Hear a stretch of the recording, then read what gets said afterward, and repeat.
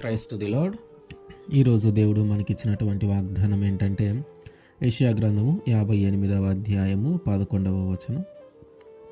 క్షామకాలమున ఆయన నిన్ను తృప్తిపరచి నీ ఎముకలను బలపరచును. ఆమేన్. క్షామకాలమున అంటే కరువు కాలమున. కరువు సమీపించినప్పుడు తినటానికి సరైన ఆహారము దొరకదు. సరైన ఆహారము తీసుకొనకపోవటాన్ని బట్టి, పోషణ శరీరానికి సరిగా జరగకపోవటాన్ని బట్టి శరీరంలో ఏదో ఒక వ్యాధో ఏదో ఒక రోగమో వస్తూ మనల్ని బలహీనపరుస్తూ ఉంది. మన ఎముకలు కూడా బలహీనపరచబడతాయి.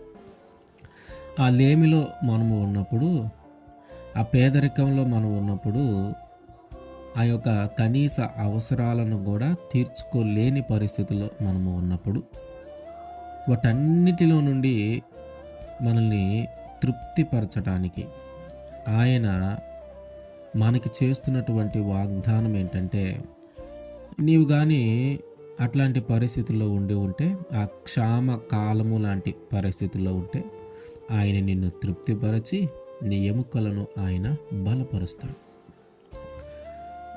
ఆ కరువు సమీపించినప్పుడు పరిస్థితులంతా అట్లానే అయిపోతూ ఉంటాయి. అంటే శరీరం బలహీనత, ఎముకలకి ఒక బలహీనత ఏర్పడుతూ ఉంటుంది, సరైన పోషక ఆహారం తీసుకొనకపోవటాన్ని బట్టి. ఏలియా గారిని ఆహాబు పరిపాలించేటప్పుడు వర్షము పడక కరువు సమీపిస్తే, ఆ కరువులో కూడా దేవుడు ఏలియా గారిని చక్కగా పోషించాడు. సారెపతు విధవరాలిని కూడా ఆయన పోషించాడు. వీరిరువురిని దేవుడు ఆ కరువు కాలంలో సంతృప్తిగా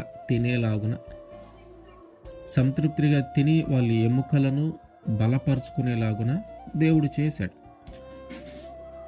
వాళ్ళ జీవితంలో ఎట్లాగైతే కరువు కాలంలో వారిని పోషించాడో, క్షామకాలమున వారిని పోషించాడో, క్షామకాలమున వాళ్ళ ఎముకలను బలపరిచాడో, మన జీవితంలో కూడా దేవుడు అలా చేయబోతూ ఉన్నాడు.